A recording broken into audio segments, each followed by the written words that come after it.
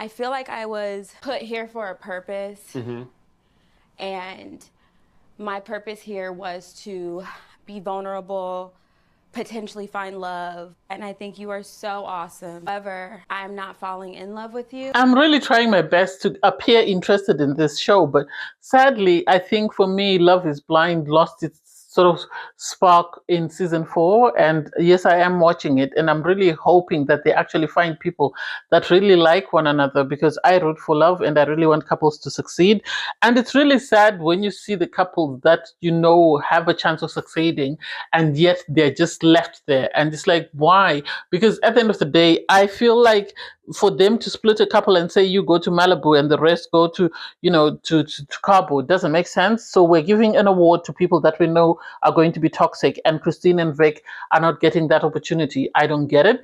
And then with Keya, I appreciate she didn't wait for the proposal, but at the same time, I wish she had been woman enough to walk out, because at the end of the day, there was no. I think she wanted her empowerment story. I think she wanted to change the narrative for herself. But personally, it still looks like she hung around just because she expected this guy to pick her, and he didn't pick her.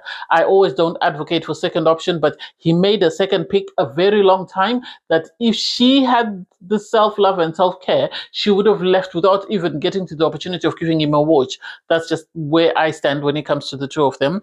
Am I surprised that Tyler left? No, she was going to leave anyway. She was making a statement. She wanted to be chosen. And then after she was chosen, she wanted to leave. Her goal was to embarrass both, Keya and Kevon, which is really sad. Anyway, hey there. Thanks for stopping by.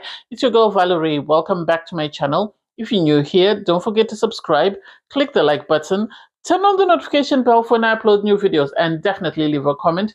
In this episode, I'll be reviewing Love is Blind, Season 10, Episode 5.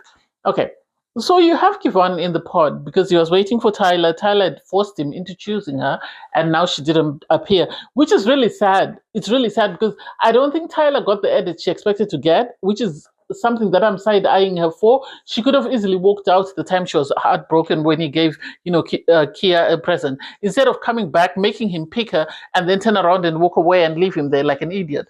I didn't like that. I really didn't like that, because that played with a lot of people's feelings. If you're not feeling someone, pack your bags and go home.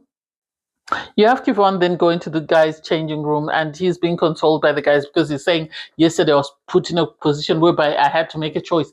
And it's like, you were not forced to make a choice. You were really not forced to make a choice. You could have easily told Tyler that you didn't want to pick her. You were not forced to make a choice. So I don't get why you're now playing the victim. You had the reveal for Devontae and Brittany. And so Brittany apparently is half Latino, and Devontae is of mixed heritage as well. And so personally, looking at the two of them, it's a bit cider and oaks, because they did kiss one another, and then there sort of was this conversation whereby you had Brittany sort of talking about how big this man was. I think she expected someone taller, but he wasn't that tall. But obviously, she did comment about how he was chubby and he wasn't a type. She said if we had met him out and about, I would never have approached him. He, on his part, is going on about, she isn't his type as well, because he normally dates white people. So he doesn't, judge her for that. He judges her for the person that he got to know. For Brittany to say, one day we're all going to be fat, it's like the two of you are very superficial. You're not attracted to one another. You're pretending to be attracted to one another. So you go on this holiday to Cabo. Make it make sense. How expensive are holidays in America that you have to pretend a connection in order to get a holiday? Make it make sense. So you had Devontae propose, they kissed, they pretended like they were in love. For me, there was no spark there.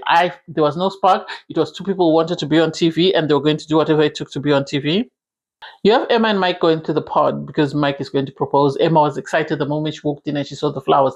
Emma wanted to be on the show. That's all it is. She wanted to be on the show, so she was willing to fake a connection with anyone in order for her to stay once Connor dumped her. She was excited about the flowers. She asked to say something. She said something uplifting and complimentary about him. Do I believe it? No. I think she wanted her moment. I think the girls came up with this plan that before the guys propose, let her say something nice. That way we get the proposal that what we want. Mike proposed. What do I think? I would have loved to see Mike's second pick, because I really don't get how he, knowing that he was Emma's second option and that Emma only came back to him after she was dumped by somebody else, he went ahead and he proposed. I don't know. I really don't know, Side Eye. You then had Devante sit down with the guys and sort of have a conversation about second pick. I think a lot of people are more sensitive about second pick, especially after the Bliss and Zach and Irina situation. But Bliss is happily married. She's currently pregnant with their second child, and she's loved and adored by Zach and his poor late grandma. So I don't get it. I think he was just saying it just to go through the motions. That way he can justify why he picked, Keya. Keya then came out. They met in the pod because the guys were saying to him, just follow your heart. You said she was always very good to you. She was your number one. So go ahead. He then came out. I don't know whether he wanted to propose or whatever. I really don't know. Because he sort of was feeling guilty, I think. And he told Keya that I had told Tyler that I wanted her. And so, because I was pressured into this situation, and so this is where we landed, she made me sort of make a choice. And now, I feel bad. And so you had Keya on her part say, I am going to choose me. You are going to be an amazing man, but somebody else. I wanted an opportunity to experience something else. And I think she stayed behind because she wanted to have a statement or to have the final say. That's the impression that I get. I think Keya realized that if she walked away, then Tyler would have walked away with a better narrative. So she decided to give herself a self-empowerment moment and said, yes, I want marriage. Yes, I want this, but I choose me and I'm going to prioritize me. And it's like, if you're choosing you and prioritizing you, you should have walked away ages ago. She said, I'm leaving you the watch because I want you to always remember that and to always use it, to remember the meaning or the sentiment behind the watch. She was choosing herself. Kevon didn't expect it. He was shocked. He didn't expect it. I think he expected her to still come for him and say, okay, fine, we'll be a couple. For her to tell him that you'll make a good husband to someone, yes, he will. Sadly, relationships at times can be training ground. And sadly, this is what it seems like. I know there are couples whereby they meet, they click, and this is it. Relationships are a journey, just like a family. Family, you go through the ups and the downs. Life is a journey. You're all constantly learning. You're constantly growing. You're constantly adjusting to sort of contort and conform yourself to the life that you're living. So I'm happy she chose herself. The way she went about choosing herself is what I do not like. And sadly, I don't understand why Kevon was trying to make himself the victim, because he then went back to the guys and he told the guys that, she had said no, the girls were celebrating. I think the girls were trying just to be uplifting to Keya. Do I think Keya deserved better? Yes, I do. Sadly, there weren't that many guys for her to pick from, but I really think she deserved better. I think she was there maybe for the right reasons, I would want to think, but Tyler, I think, was there for the opportunity. You then had Emma and Mike have their reveal. Personally, that was a bit strategic in how they went about it. I think Mike was shocked by her scars. He said he didn't notice the scars. The scars on her arm were very visible, and the dress she was wearing made it even worse. And so for him to say, I really like her, I really loved meeting her, and so I didn't get to see the scar, I think he saw it, and I think he knew whatever his reaction was, the producers were going to sort of record it and share it with the rest of the world. So he needed to be very strategic and sort of manage his emotions through that. On her part, Emma was excited. She said, he was a great looking guy. She was excited that she had found this amazing man. I hope they work, but I don't think so. I really don't. I haven't watched this show to the end. I am just going to sit here and wait. I think Emma, on her part, wanted to be on the show till the very end. Did she want to get married? I don't know. On his part, Mike, even though he has proposed and they've got the reveal, he's still talking about the fact that Emma will make an amazing mom. And it's like, please be serious. This woman has told you countless times that she doesn't want children. So the idea that you're saying you want children, make sense?